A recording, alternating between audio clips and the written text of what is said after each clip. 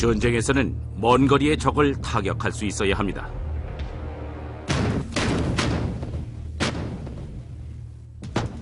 이 기본적인 필요성을 충족시키기 위해서 사령관들은 수천 년간 대포를 개발해 왔습니다.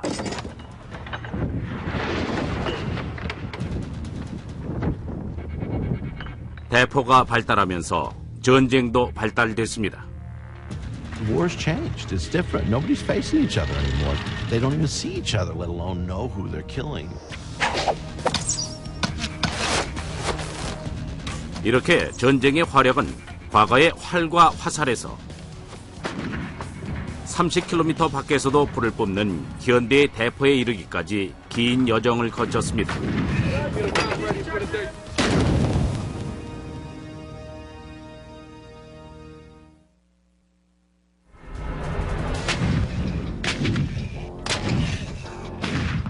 오클라호마주의 포트실에서는 미군들이 정교한 군사기술로 창조된 복잡한 장치의 사용법을 배우고 있습니다. 바로 대포입니다. 말 그대로 눈 깜짝할 사이에 가공할 위력을 발휘하는 무기죠. 이것은 M777 곡사포로 미 육군의 병기입니다. 포탄을 발사할 때 포 내부의 온도는 무려 섭씨 2500도까지 치솟습니다.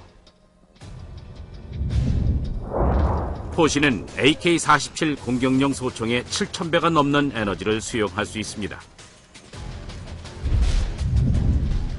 발사된 포탄의 속도는 보잉 747기보다 3배나 빠르죠.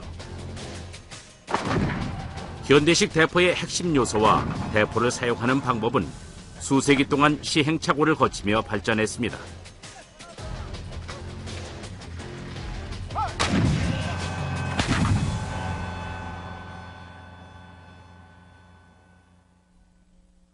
대포 이전에는 활과 화살이 있었습니다.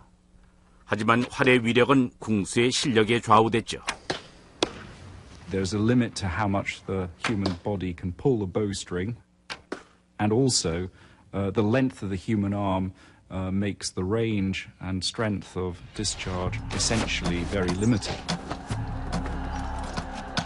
포는 병사의 손길이 미치지 않은 곳까지 전선을 넓혔습니다.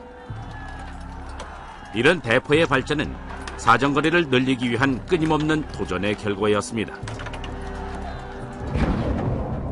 포가 처음 탄생한 것은 서기전 421년경입니다. 이탈리아 남부에서 고대 그리스군은 이탈리아의 한 부족을 상대로 신무기를 시험했습니다. 이것이 서양 전쟁사에서 최초로 등장한 대포일 겁니다. 가스트라 페디스죠.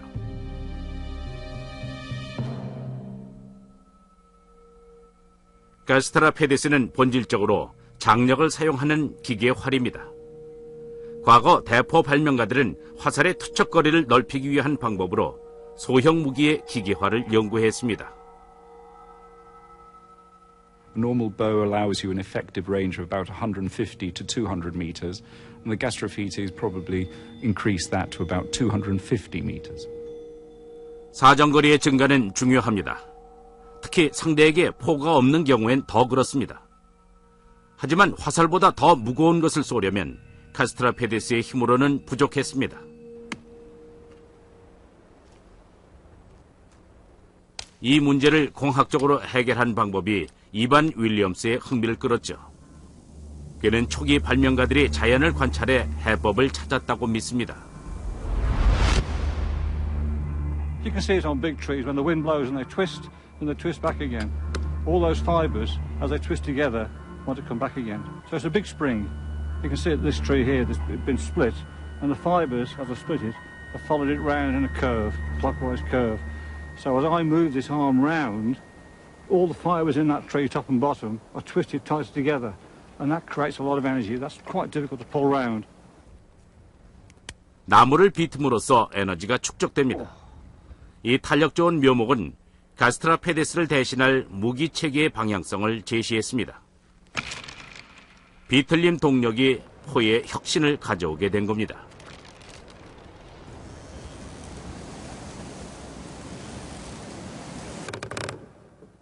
나무, 섬유, 심지어 인간의 머리카락도 밧줄이 될 수 있습니다.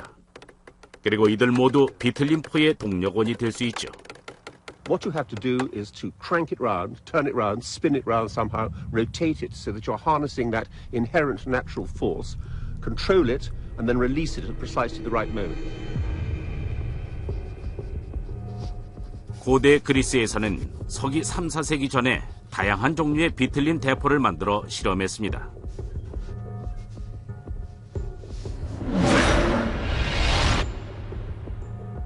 영국의 실험 고고학자들이 그 기계들 중 하나를 그대로 재현했죠. 투석기라고 부르는 이 장치는 가스트라페데스보다 한 단계 높은 성능을 갖추었습니다.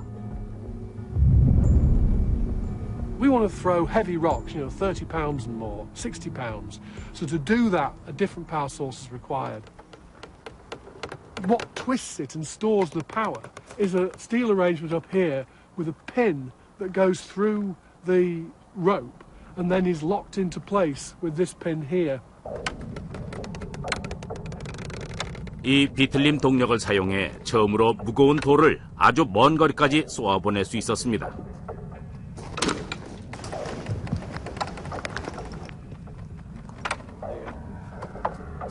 이 기술은 그리스에서 발명해냈죠. 그러나 고대 전쟁에서 포를 가장 훌륭하게 활용한 경우는 로마군이었습니다.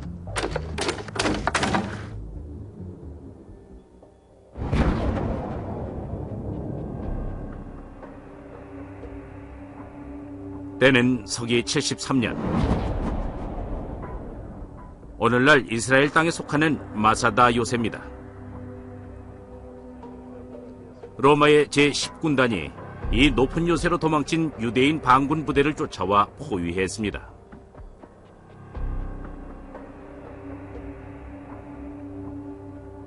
사막의 지표보다 400m나 더 높은 마사다는 난공불락처럼 보입니다. 그러나 로마군은 비탈길을 만들어 성벽에 닿은 다음 포격을 퍼부었습니다. 로마군이 비틀린 포를 어떤 식으로 사용하느냐에 이 작전의 성패가 걸리게 됐습니다. This is a ballista ball that was found here during the excavations, and they were found scattered all over the area. 포격은 비탈길 꼭대기와 맞닿은 요새 장벽의 진입로에 집중돼 있었습니다. 로마군 사령관 플라비우스 실바가 특별한 포격 방식을 선택한 것 같습니다. 바로 제압 포격이죠. These weapons are not capable of battering down huge 12 or 13-foot thick walls. They are purely designed to keep people off the top of the walls so that they don't interfere with your siege preparations. Everything was directed to one thing, to bring the battering ram on top of the ramp to those 20 meters, 25 meter wide area where they wanted to breach the wall. 공성태를 장착한 거대한 공성용 이동식 탑이 천천히 자리를 잡았고 로마는 제압 포격을 가하기 시작했습니다. 투석기를 설치한 탑을 입구에 배치하고 경사로 아래쪽에서도 협공을 가했습니다.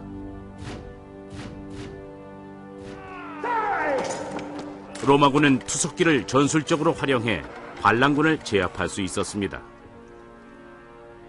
담장을 이용한 요새는 이런 공격에 매우 취약하니까요. 투석기는 공성전에 유용했습니다. 또한 로마 제국의 건립 과정과 수성전에서도 큰 역할을 맡게 됐죠. Technology reacts to pre-existing need. The Romans are going to be outnumbered everywhere they fight.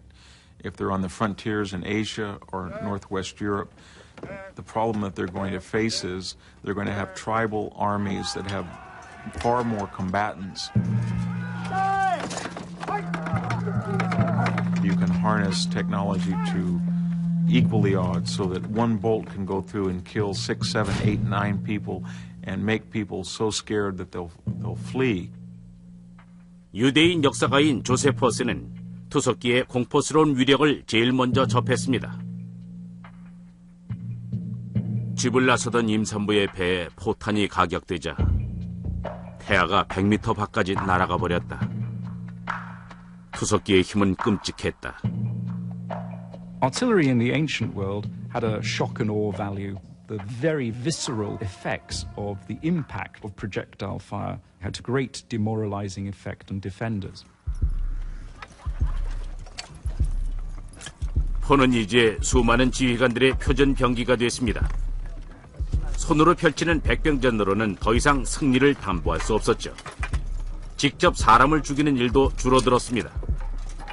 원거리 타격이 가능한 무기가 전쟁의 방식을 바꾸기 시작했습니다.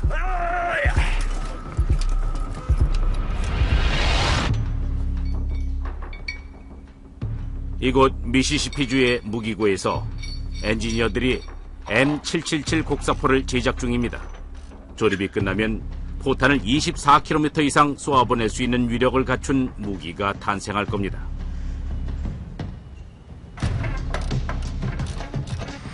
비틀림 동력 투석기보다 80배나 더 먼 거리입니다. 오늘날의 엔지니어들이 현대 대포의 사정거리를 최대로 늘리기 위해 연구하듯이 과거의 발명가들 역시 자신들이 만든 무기의 사정거리를 늘리려고 애를 썼습니다.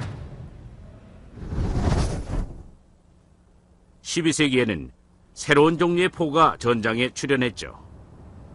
반동력 트리부세는 중세에 만들어진 것 중 가장 막강한 무기입니다. 뒤틀림 기술로 만들어낼 수 있는 힘을 월등히 능가했습니다.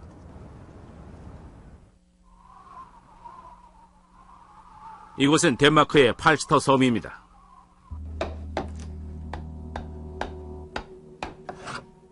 중세 연구소의 본거지죠. 이곳의 사람들은 과거의 기술을 재창조하느라 여념이 없습니다. 트리부스의 공법은 그들의 주특기 중 하나입니다.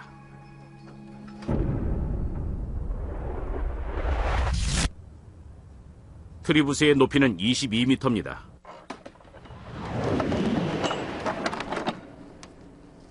SUV 차량 넉 대에 버금가는 반동력을 주동력으로 이용해 작동됩니다. When we build a machine like this one, we lack 1,000 years of experience. That's why you call it experimental archaeology. You have to try and try and try. Ja, så må jeg gerne begynde at gå. 이 무기는 인력이 많이 필요합니다.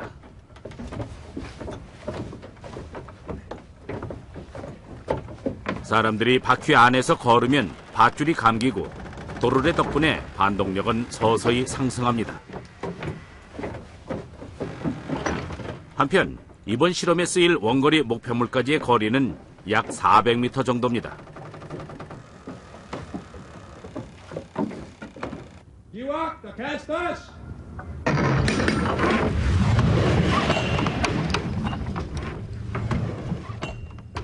발사목 끝에 매달린 끈을 사용해 15kg이나 나가는 돌덩어리를 발사합니다. Short a few feet, about 20 feet to the right. 쏠 때마다 표적에 가까워지거나 심지어 넘어가기도 합니다. 표적에 바로 맞지 않는다고 결점이 있는 건 아닙니다. 중세 전투의 트리부세는 표적을 정확히 맞히기도 했지만 성벽을 넘기기도 했죠. 벽에 닿으면 부서질 만한 강도의 돌을 사용해 치명적인 파편으로 공격을 가하기도 했습니다.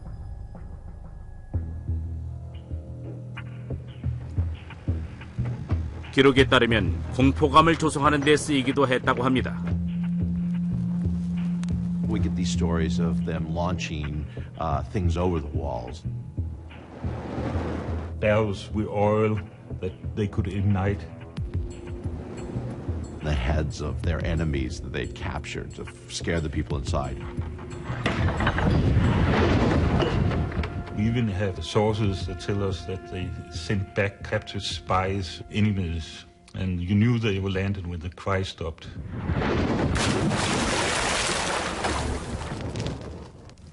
때론 트리부스의 공격 위험만으로도 전쟁의 승패가 갈렸습니다. The best siege is the one that's not fought. If you have a device that launches things over the walls and into the walls, and the sound is incredible, and fires start, and people are going to say, we've had it. We're surrendering now. It's done.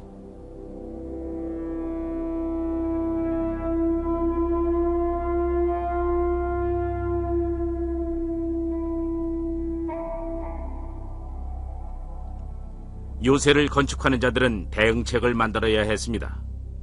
그들은 성벽의 두께를 몇 배로 늘려 겹겹이 쌓고 구조물을 중심부에 배치하는 방법을 선택했죠. 13세기에 지속된 혹독한 십자군 전쟁에서 이 성들은 트리부스의 공격을 버텨냈습니다. 공격과 반격의 전투 속에서 새 무기의 필요성도 커졌습니다.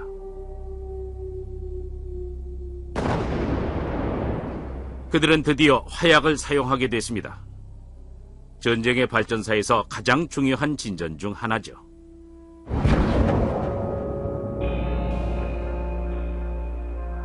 (1324년의) 프랑스, 메치시는 과거와는 전혀 다른 신무기로 무장한 영주의 공격을 받았습니다. 작은 전투였지만 역사상 가장 최초로 화약 무기가 사용된 전투였습니다. From then on, we realized that nothing's going to be the same. Gunpowder weapons of large caliber, of small caliber, big, huge guns, smaller guns will all have a great impact. And it's not long before trebuchets are gone. It's not long before archery's gone, crossbows, everything will change.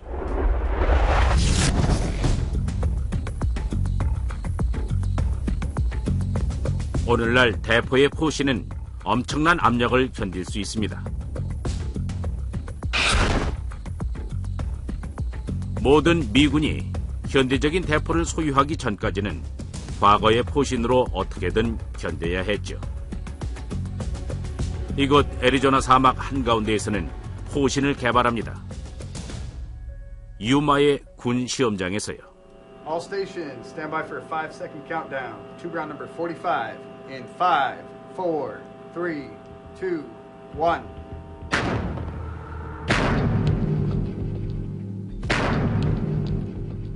M777포의 포신은 발사 시 최대의 압력을 견딜 수 있게 디자인되었습니다.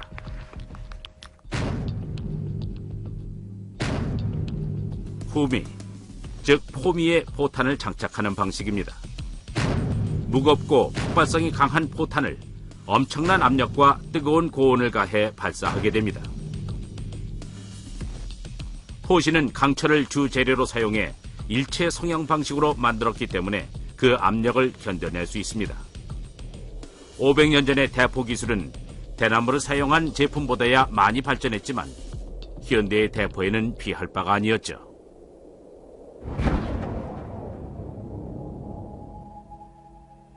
(1545년 7월) 헨리 8세의 기함인 메리 로즈호가 잉글랜드 해안에서 격침됐습니다. 그 배에 대포가 발굴됐죠. What's really wonderful about this piece is because it sat on the seabed for so long, what's happened is parts of the surface are completely corroding away, revealing the structure inside. It's made of long strips of iron, which we call staves, which you can see along the top here, and they run the whole length of the barrel. And around it, they put rings and hoops of iron. 부식이 일어나 나무통과 비슷하게 생긴 건조물이 드러났습니다.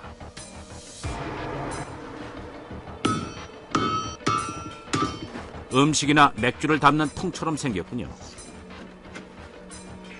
포신이든 술통이든 통로를 고정시키려면 태를 감아야 합니다. 대포는 나무 통로를 철제로 대신했을 뿐입니다.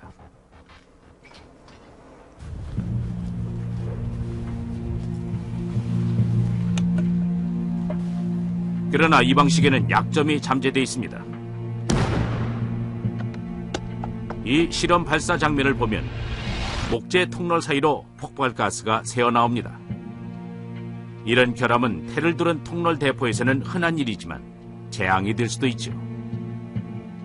Every shot had the potential to explode the barrel and kill all of those standing around the weapon.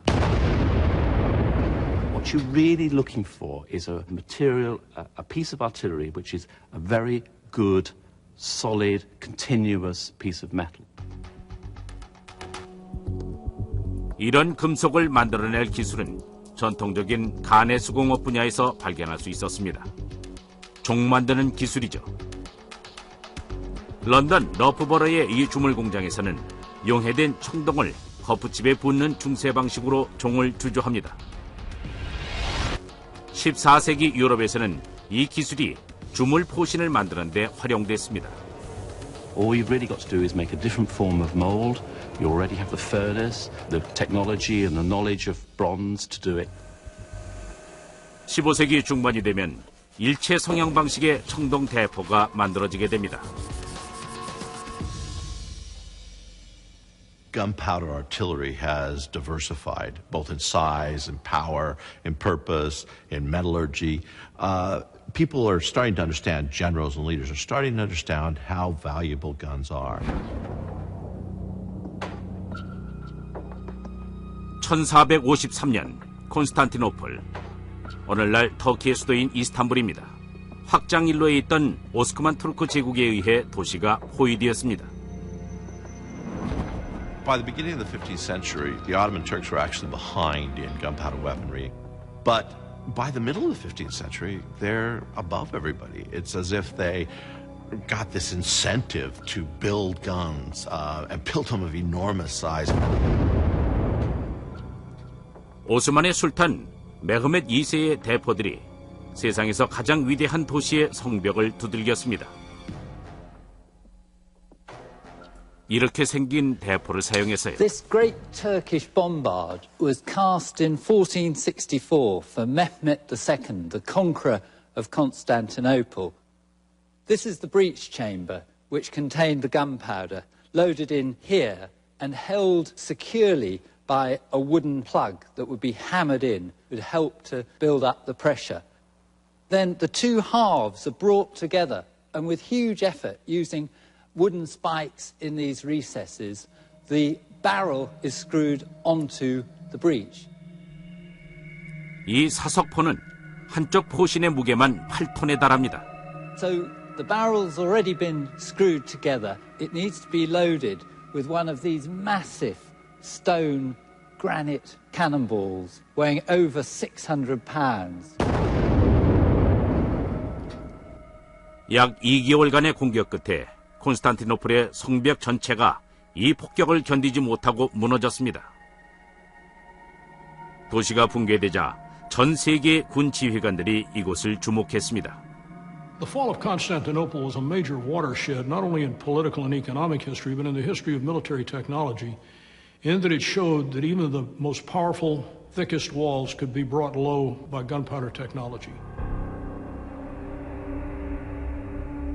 포가 다시 한번 요새보다 우위를 점했습니다. 그러나 대포의 포신 기술은 주저 과정에서의 결점을 해소하지 못했습니다. 종처럼 주저된 포신은 태와 통롤로 가스를 막는 기존의 포신보다는 튼튼하다는 게 입증됐지만 여전히 폭발할 때가 있었습니다. Before around 1470, cannons cast in bronze were cast with the breech of the gun, the back of the gun. They were cast vertically, and the breech was at the top, and the muzzle was at the bottom. The problem was, when you poured it with the breech up, the impurities tended to gather at the top. So, of course, the impurities, the gaps, were in that part of the gun where the explosion happened. So you always had inherently weak guns. What someone realized you could do is you could turn your cannon over, and you now cast it with the muzzle up and the breech at the bottom. So the best metal, the best casting now, is at the bottom, at the back of the cannon where the gunpowder was. 대포의 안전성이 보완됐습니다. 그 사이 청동 포신 기술은 크게 비약했고 화약도 마찬가지였죠. 이것은 알갱이 화약 혹은 나달 화약입니다. 화약을 정제해 이런 알갱이를 만드는 기술은 15세기 프랑스에서 시작됐습니다. When you have grained powder like this, the first grain to ignite generates a flame which shoots between the adjacent grains. What this means is you can get powder that burns seriously fast. 오른쪽에는 1300년대 초반에 사용되던 화약을 뿌리겠습니다. 왼쪽의 것에는 나달 화약을 넣어둡니다. 이제 두 화약에 불을 동시에 붙이고 관찰해보죠. Firing! 4, 3, 2, 1. 나달 화약을 채운 통은 단 3초 만에 전소되었습니다. 하지만 원시 화약이 처음부터 끝까지 전소하는 데는 38초나 걸렸습니다. When you got to corn powder, you had really good high explosive, which you could then develop a better cannon for and get longer ranges and better smashing power. 단순히 화약만 개선된 게 아닙니다. 대포에 들어갈 포탄도 점차 발달하게 됐죠. 포탄은 돌에서 주철로 대체됐습니다. When they did develop the idea of cast iron, it obviously was the ammunition to use because size for size, cast iron is 3 times heavier than stone. It's not going to shatter when it hits a hard fortification, and it travels through the air more efficiently. 중금속은 순식간에 포탄의 표준이 되었습니다.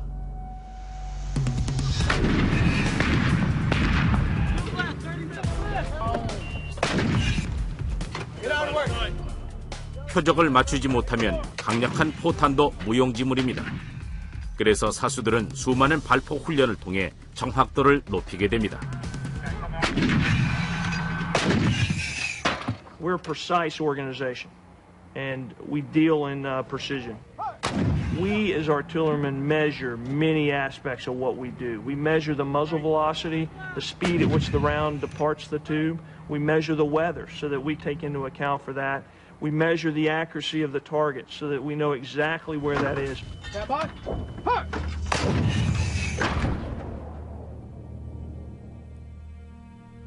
정밀함과 정확성을 추구하기 시작한 것은 16세기 무렵 로마의 이탈리아 베로나 지방이 시초입니다. 대포의 포구에 꽂혀 있는 것은 포병 4분의 1로 르네상스 과학의 산물입니다. 이 발명품은 수학 교수인 니콜라 타르타글리아의 도움으로 탄생했습니다. What Tartaglia did was he took the subject of gunnery from being a bit of a black art. He brought it into the light of Renaissance science, and he tried to see why the cannonball flew the way it did. 그는 평사탄도에서 발사한 대포를 관찰해 이론을 정립했습니다. 고각이 0도일 때죠. 이후 아이작 뉴턴의 만유인력 이론의 등장까지 120년도 더 넘는 시간이 걸렸습니다. There was no developed theory of gravity in Tartaglia's time, but what he realized was that the cannonball would start to fall from the muzzle of the gun as soon as it was fired. 또한 그는 최대 사정거리를 달성하는 데 필요한 고도의 각도를 수학적으로 풀어냈습니다. 고각이 0도일 때는 포신에서 발사된 탄이 빠르게 바닥으로 떨어집니다.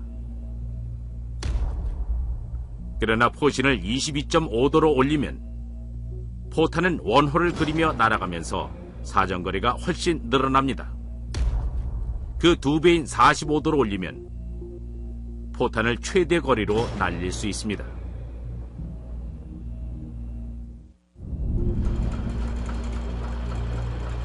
산업혁명기를 거치면서 대포는 혁신적인 다음 단계로 진입하게 됩니다. 19세기가 되면 산업기계들의 발전이 이어지죠. 이제 활강소총과 대포의 구성 부품들을 정확하게 만들 수 있습니다.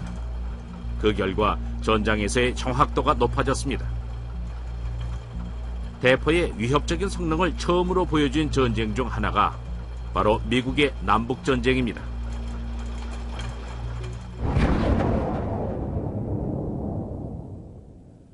메릴랜드의 앤티텀 강입니다. 1862년 9월 이곳에서는 미군 역사상 가장 피비린내 나는 유혈 사태가 벌어졌습니다. 이날 새로운 대포에 의한 사상자는 2만 명이 넘었습니다.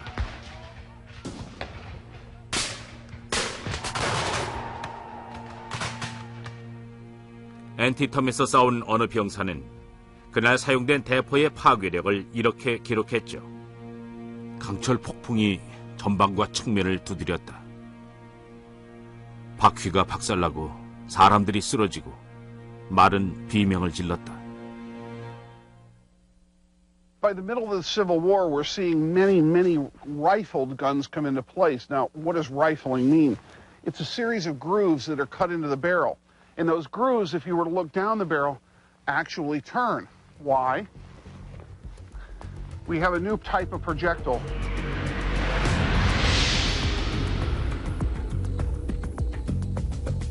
발사된 탄환을 초고속 카메라로 촬영한 영상을 보면 긴 탄환이 공중에서 어떻게 날아가는지를 잘 알 수 있습니다. 지금 이 포탄은 음속의 2.5배로 날아가는 중입니다. 강선 포신에서 발사된 포탄은 회전하면서 날아가므로 정확도가 엄청나게 높아졌습니다.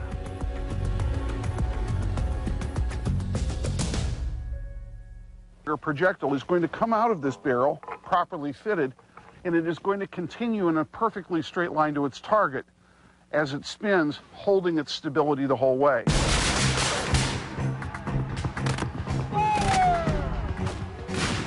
앤티텀 전투에서 강선 총포를 보유한 북군의 사정거리는 2배였습니다. 남군의 활강포와 정확도가 더 높아진 북군의 강선 총포가 정면으로 맞붙은 덩커처치 전장에서 남군은 엄청난 희생자를 냈습니다. The Confederate artillerists actually refer to that battle as artillery hell. And this is where the opposition of smoothbore and rifled cannons really shows itself in its deadliest possible form. 강선 총포와 활강 총포의 발포를 비교해보면 정확도의 차이가 어느 정도인지 극명히 드러납니다. 남북 전쟁 때 사용됐던 나폴레옹 활강포를 준비하고 표적을 설치했습니다. 거리는 140m입니다.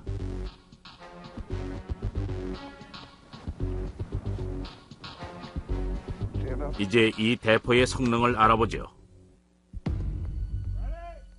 Fire!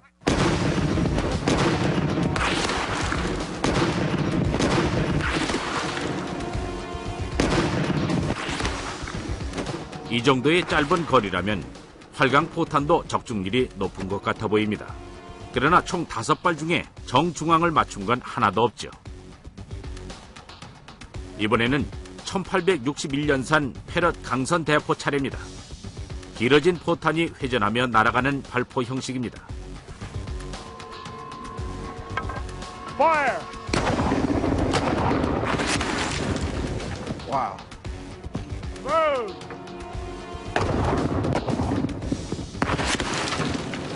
두 발밖에 쏘지 않았지만 강선포가 얼마나 우월한지 금세 알 수 있습니다. Fire!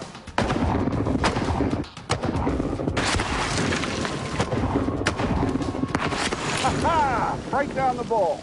Exactly down the center. Perfect dead center bullseye.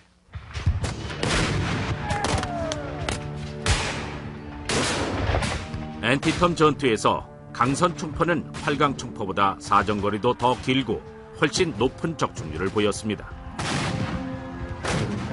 Civil War battles would have taken place using this type of munition at 600, 700, even 1,000 yards. And at that point, this circle becomes much larger, possibly as large as 20 feet, which means these may have missed their target entirely. Think of it this way. You have two cannons opposing one another. One is a smoothbore, one is a rifle. They're trying to knock each other's guns off their carriages and silence that artillery piece. This gun could put that gun out of commission, and they could not return fire accurately enough to stop them. 기술의 발전으로 느리기는 하지만 확실하게 병사들의 직접 살상이 줄어들었습니다.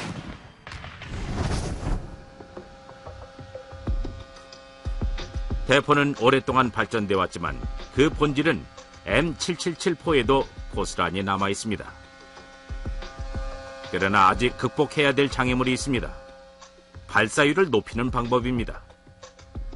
해답은 반동을 다루는 기술에 들어 있습니다. One, stop. Clear? 이 기계는 대포의 주퇴 복잡위를 검사하죠. One of the major problems with artillery was that every time you fired it, you'd have to put the gun back into position after firing because of the immense recoil that was produced. 이 M777을 쏠 때 엄청난 힘이 발생됩니다. 반동을 막기 위한 장치가 없다면 발포 후 몇 미터 정도 뒤로 밀리게 될 겁니다. 그렇다면 분당 발사율은 심각하게 낮아지겠죠. 1890년 프랑스군의 엔지니어들이 혁신적인 대포를 개발했습니다. 대포의 반동 문제를 해결한 것이죠. 바로 이것입니다. 프랑스의 75mm 포입니다. 이 1920년대 모델은 오클라호마주 포트실의 미 육군 포병 학교에서 제식 행사에 사용되고 있습니다. This is the grandfather of all modern artillery. Et on voulait avoir un tir beaucoup plus rapide, un canon plus efficace, qu'on ne devait pas repointer, remettre en position après chaque tir. Donc c'est dans cet esprit-là que les artilleurs français ont développé un nouveau canon qui allait être le canon de 75. 개발은 비밀리에 진행됐습니다.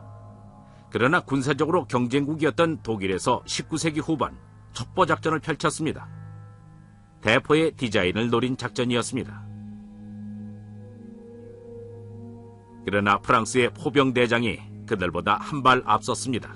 Il a organisé des séances de tir en se doutant bien que des espions allemands allaient venir voir ce qui se passait en France. Et c'est grâce à cette opération. 시범 대포에는 가장 중요한 요소가 빠져 있었습니다. 바로 공유압 주퇴 복좌기입니다. 대포를 발포하면 한쪽 약실 안에 기름이 뒤로 밀려갑니다. 그리고 또 다른 약실 안에 질소가스는 그 반대 방향으로 흐르면서 강철봉을 밀어내 포신을 원래 위치로 되돌려 놓게 됩니다. 프랑스의 75mm 포가 등장하기 전까지 대포의 표준 발포율은 분당 10발 정도였습니다. A gun team with the French 75 upped that rate of fire from 10 to 20 rounds a minute. It is a phenomenal gun. 당연히 75mm 포에는 강선 총포가 있습니다. 가볍고 이동이 쉬우면서도 튼튼한 이 대포는 강철 차폐물로 사수들을 보호합니다. When we look at this gun and we consider it against the problems that have faced people over the years of making gunnery, everything is solved in this gun. 1차 대전이 발발하자 프랑스군과 미군 모두 75mm 포를 주요 야전포로 사용했습니다.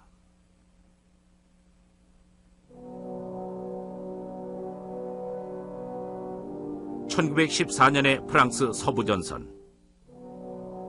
이전과 다른 대포의 사용법이 전쟁을 완전히 다른 양상으로 몰고 가게 됩니다. Artillery comes into its own in World War I because the pieces are finally big enough to have a real dramatic impact on the battlefield. 양측에서 참호전의 교착 상태를 해소할 수단으로 대포의 탄막을 시도했습니다. 전술로서의 탄막은 최소한 1세기 이전에 나폴레옹 전쟁 때 형성됐죠. 그러나 지금은 엄청난 수의 대포가 대량으로 밀집해 공격할 수 있습니다. 대포들은 그 어느 때보다 더 멀리 쏠 수 있고 빨라졌으며 파괴적이었습니다. 이 대량 포격은 미리 정해진 시간에 시작되고 끝났습니다. 보병이 돌격할 수 있도록 길을 터주기 위해서입니다.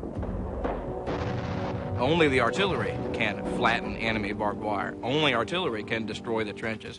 Only artillery can destroy enemy artillery. So everything in World War I is going to fall on the artillery.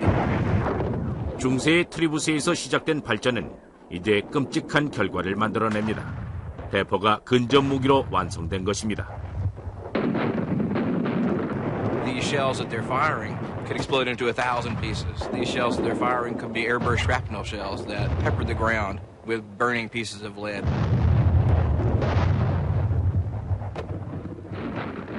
Much of the killing that's done in World War I, the people doing the killing don't know who they're killing or even if they've hit anything at all, because the killing is being done from such a distance. 이제 전투는 몇 킬로미터 밖에서도 벌어질 수 있습니다. 역사상 처음으로 대포가 전쟁에서 가장 위력적인 살상 무기가 됐습니다. 중세의 전쟁과 마찬가지로 1차 대전의 장군들 역시 상대방에게 공포를 각인시키기 위해 대포를 사용했습니다.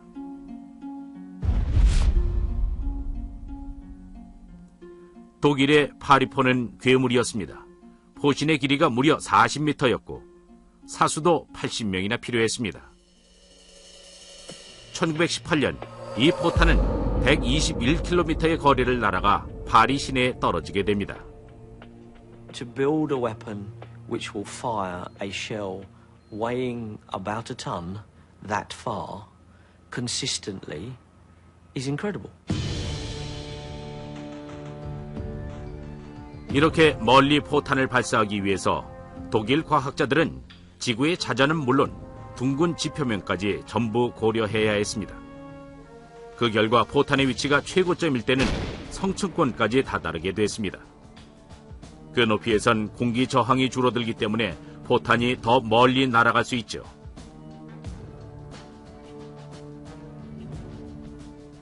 파리포의 크기는 2차 대전 때 사용된 독일군의 전자포보다 거의 2배나 컸습니다. 공포감을 조성하려는 1차 목적은 달성했지만 실제 사상자는 900명도 되지 않았습니다. In strategic terms, the Paris gun was a flop. In technical terms, it was a brilliant success. 그러나 파리포의 성능을 통해 얻은 지식은 아주 귀중했습니다. 이 지식은 1930년대 독일의 V2 로켓 프로그램에 활용됐죠. 대포의 핵심은 이제 사정거리를 최대한 늘리는 것에서 자로 잰 듯한 명중률로 옮겨갑니다. 2차 대전 중이었던 1944년 10월 필리핀의 레이테만입니다. 일본의 카미카제 특공대가 미 해군을 기습했습니다. 미국의 과학자들은 이 새로운 위협에 대응하기 위해 영리한 대포를 발명합니다. 전파 근접 신관이죠. 세계 최초의 스마트 무기입니다. Now, the way this thing works is it has a small radio transmitter and receiver built into it on one unit. And it sends out a signal, and when that signal is bounced off a solid object, a receiver will pick that up. 표적에 가까워지면 신관이 포탄의 폭발을 일으킵니다. 이 무기는 태평양 전선에 미 해군 부대에 큰 반향을 불러와 해군 함포가 수많은 적기를 격추시키는 데 일조했습니다. 전파 근접 신관은 2차 대전 이후의 무기 개발에 대변혁을 예고했습니다.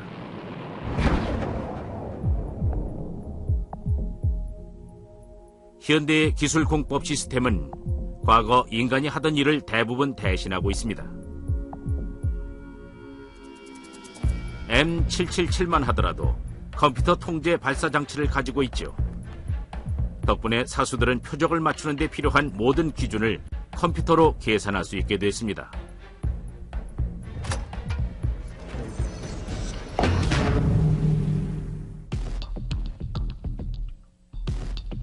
무기의 기술적인 발전은 최근 한층 더 진전된 형태로 나타났습니다.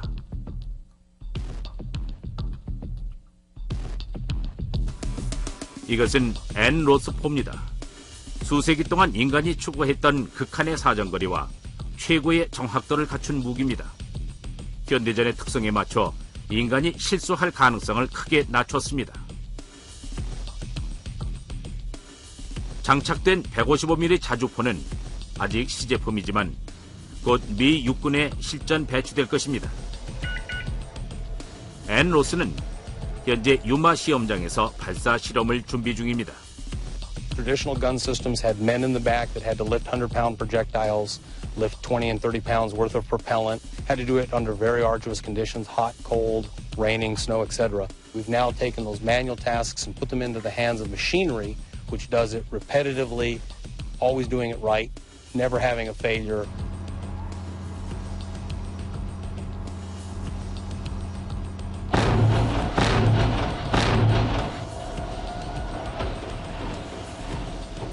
자동화는 혁신입니다.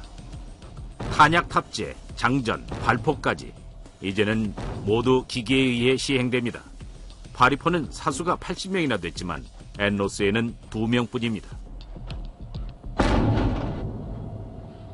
These soldiers now have the ability to fight the battle and not be fighting a machine. They're looking at what's going on around them. They're looking at what their commander's asking them to do. They're looking at the terrain. Instead of worrying about, is the next round loaded? Is the next round on board? I have a machine that does that for them. 대포는 2500년 전부터 전쟁의 일부분이었습니다. 세월이 흐르면서 포의 사정거리, 정확성, 파괴력, 그리고 기술공학적 성능이 꾸준히 발전해 최고의 경지에 달했죠. 대포의 발달은 새로운 현대전의 유형을 탄생시켰고 원거리 전투 덕에 직접적인 살상은 줄어들었습니다. 대포는 앞으로도 오랫동안 전쟁에 사용될 것입니다.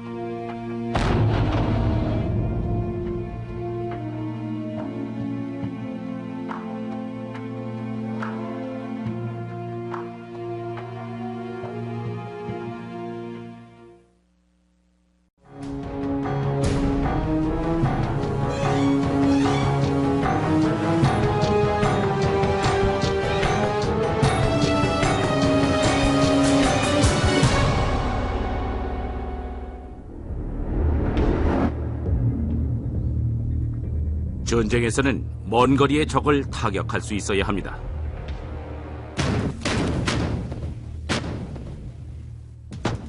이 기본적인 필요성을 충족시키기 위해서 사령관들은 수천 년간 대포를 개발해 왔습니다.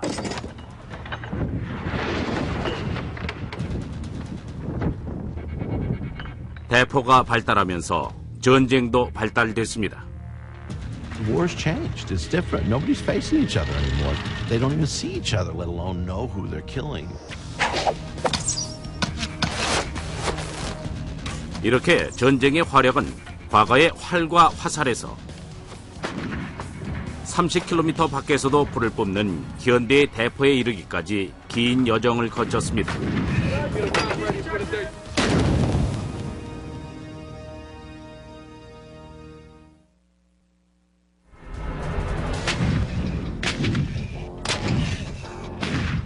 오클라호마주의 포트실에서는 미군들이 정교한 군사기술로 창조된 복잡한 장치의 사용법을 배우고 있습니다. 바로 대포입니다. 말 그대로 눈 깜짝할 사이에 가공할 위력을 발휘하는 무기죠. 이것은 M777 곡사포로 미 육군의 병기입니다. 포탄을 발사할 때 포 내부의 온도는 무려 섭씨 2500도까지 치솟습니다. 포시는 AK-47 공격용 소총의 7000배가 넘는 에너지를 수용할 수 있습니다. 발사된 포탄의 속도는 보잉 747기보다 3배나 빠르죠. 현대식 대포의 핵심 요소와 대포를 사용하는 방법은 수세기 동안 시행착오를 거치며 발전했습니다.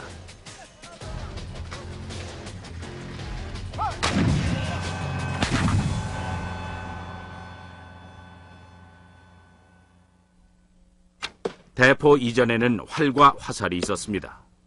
하지만 활의 위력은 궁수의 실력에 좌우됐죠.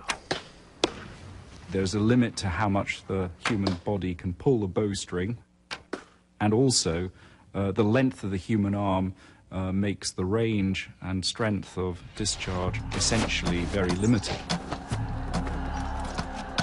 포는 병사의 손길이 미치지 않은 곳까지 전선을 넓혔습니다.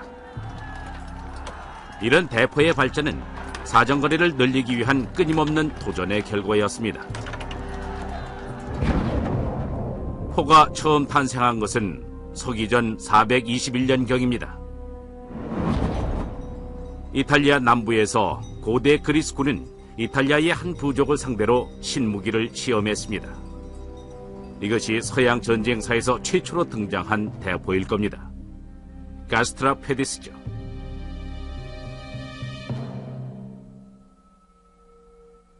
가스트라 페디스는 본질적으로 장력을 사용하는 기계의 활입니다. 과거 대포 발명가들은 화살의 투척거리를 넓히기 위한 방법으로 소형 무기의 기계화를 연구했습니다. A normal bow allows you an effective range of about 150 to 200 meters, and the Gastrophetes probably increased that to about 250 meters. 사정거리의 증가는 중요합니다. 특히 상대에게 포가 없는 경우엔 더 그렇습니다. 하지만 화살보다 더 무거운 것을 쏘려면 카스트라페데스의 힘으로는 부족했습니다.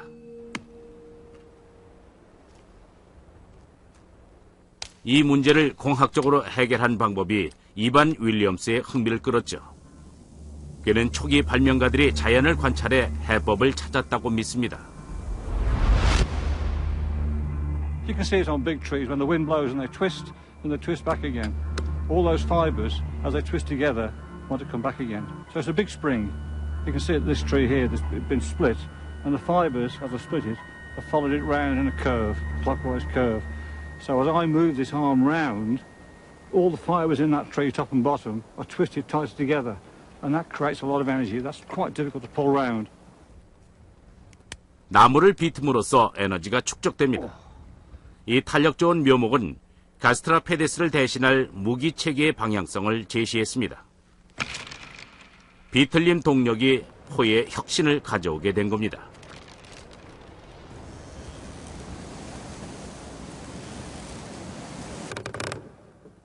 나무, 섬유, 심지어 인간의 머리카락도 밧줄이 될 수 있습니다. 그리고 이들 모두 비틀림 포의 동력원이 될 수 있죠. What you have to do is to crank it round, turn it round, spin it round somehow, rotate it so that you're harnessing that inherent natural force, control it, and then release it at precisely the right moment. 고대 그리스에서는 서기 3, 4세기 전에 다양한 종류의 비틀린 대포를 만들어 실험했습니다.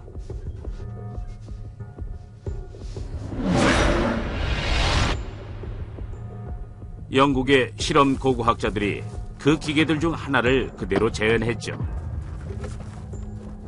투석기라고 부르는 이 장치는 가스트라페데스보다 한 단계 높은 성능을 갖추었습니다.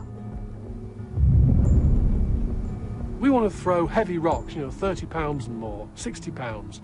So to do that, a different power source is required. What twists it and stores the power is a steel arrangement up here with a pin that goes through the rope and then is locked into place with this pin here. 한편 이번 실험에 쓰일 원거리 목표물까지의 거리는 약 400m 정도입니다.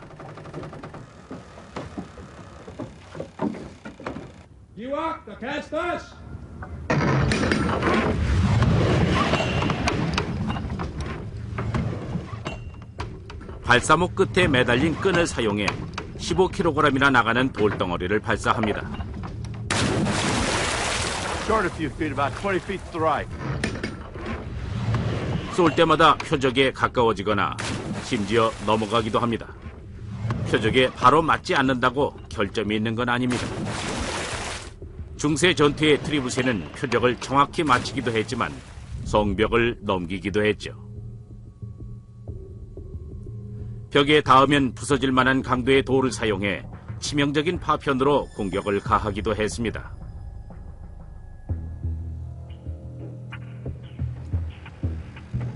기록에 따르면 공포감을 조성하는 데 쓰이기도 했다고 합니다. We get these stories of them launching things over the walls. Barrels with oil that they could ignite. The heads of their enemies that they captured to scare the people inside. We even have sources that tell us that they sent back captured spies, enemies, and you knew they were landed when the cry stopped.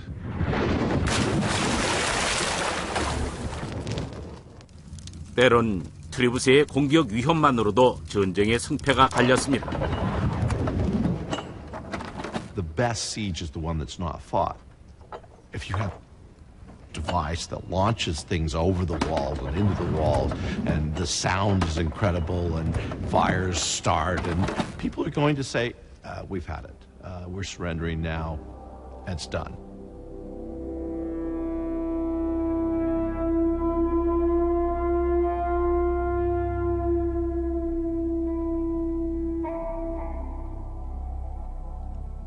요새를 건축하는 자들은 대응책을 만들어야 했습니다. 그들은 성벽의 두께를 몇 배로 늘려 겹겹이 쌓고 구조물을 중심부에 배치하는 방법을 선택했죠. 13세기에 지속된 혹독한 십자군 전쟁에서 이 성들은 트리부스의 공격을 버텨냈습니다. 공격과 반격의 전투 속에서 새 무기의 필요성도 커졌습니다.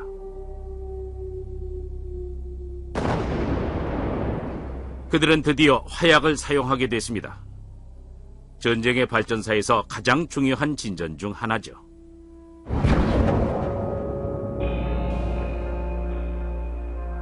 (1324년의) 프랑스, 메츠시는 과거와는 전혀 다른 신무기로 무장한 영주의 공격을 받았습니다. 작은 전투였지만 역사상 가장 최초로 화약 무기가 사용된 전투. One bolt can go through and kill 6, 7, 8, 9 people and make people so scared that they'll flee. 유대인 역사가인 조세퍼스는 투석기의 공포스러운 위력을 제일 먼저 접했습니다. 집을 나서던 임산부의 배에 포탄이 가격되자 태아가 100m 밖까지 날아가 버렸다. 투석기의 힘은 끔찍했다.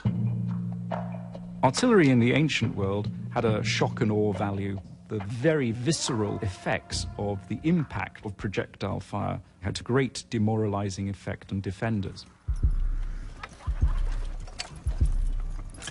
포는 이제 수많은 지휘관들의 표전 병기가 됐습니다. 손으로 펼치는 백병전으로는 더 이상 승리를 담보할 수 없었죠. 직접 사람을 죽이는 일도 줄어들었습니다. 원거리 타격이 가능한 무기가 전쟁의 방식을 바꾸기 시작했습니다.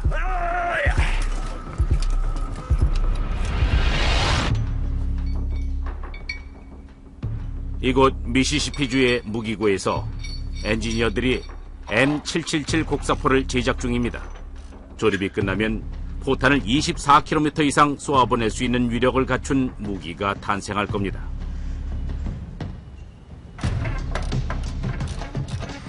비틀림 동력 투석기보다 80배나 더 먼 거리입니다. 오늘날의 엔지니어들이 현대 대포의 사정거리를 최대로 늘리기 위해 연구하듯이 과거의 발명가들 역시 자신들이 만든 무기의 사정거리를 늘리려고 애를 썼습니다. 12세기에는 새로운 종류의 포가 전장에 출현했죠. 반동력 트리부스에는 중세에 만들어진 것 중 가장 막강한 무기입니다. 뒤틀림 기술로 만들어낼 수 있는 힘을 월등히 능가했습니다.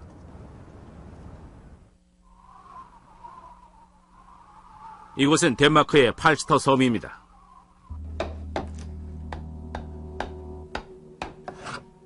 중세 연구소의 본거지죠. 이곳의 사람들은 과거의 기술을 재창조하느라 여념이 없습니다. 트리부스의 공법은 그들의 주특기 중 하나입니다.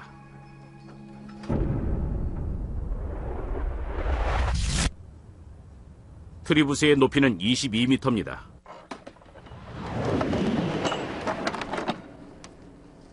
SUV 차량 넉 대에 버금가는 반동력을 주동력으로 이용해 작동됩니다.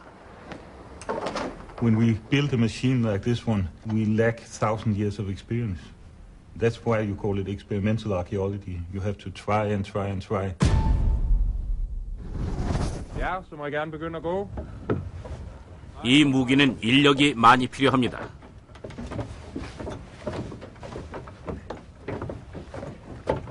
사람들이 바퀴 안에서 걸으면 밧줄이 감기고 도르래 덕분에 반동력은 서서히 상승합니다. 이 비틀림 동력을 사용해 처음으로 무거운 돌을 아주 먼 거리까지 쏘아보낼 수 있었습니다.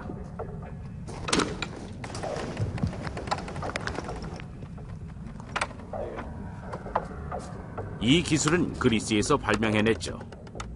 그러나 고대 전쟁에서 포를 가장 훌륭하게 활용한 경우는 로마군이었습니다.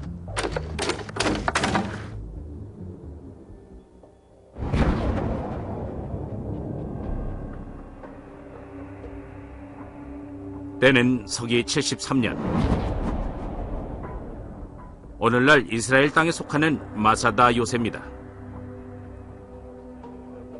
로마의 제10군단이 이 높은 요새로 도망친 유대인 반군 부대를 쫓아와 포위했습니다.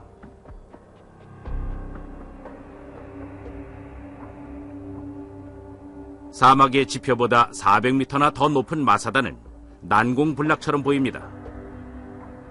그러나 로마군은 비탈길을 만들어 성벽에 닿은 다음 포격을 퍼부었습니다. 로마군이 비틀린 포를 어떤 식으로 사용하느냐에 이 작전의 성패가 걸리게 됐습니다. This is a ballista ball that was found here during the excavations, and they were found scattered all over the area.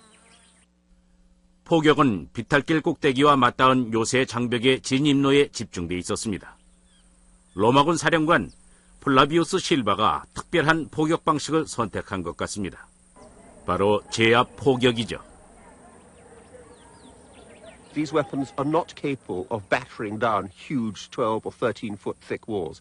They are purely designed to keep people off the top of the walls so that they don't interfere with your siege preparations. Everything was directed to one thing, to bring the battering ram on top of the ramp to those 20 meters, 25 meter wide area where they wanted to breach the wall. 공성태를 장착한 거대한 공성용 이동식 탑이 천천히 자리를 잡았고 로마는 제압 포격을 가하기 시작했습니다.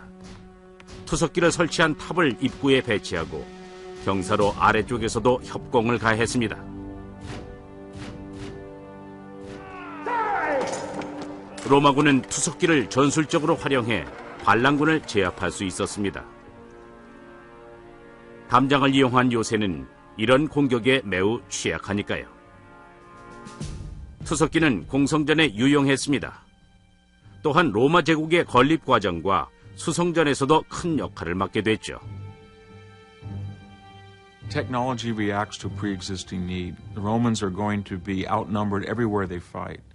If they're on the frontiers in Asia or Northwest Europe, the problem that they're going to face is they're going to have tribal armies that have far more combatants.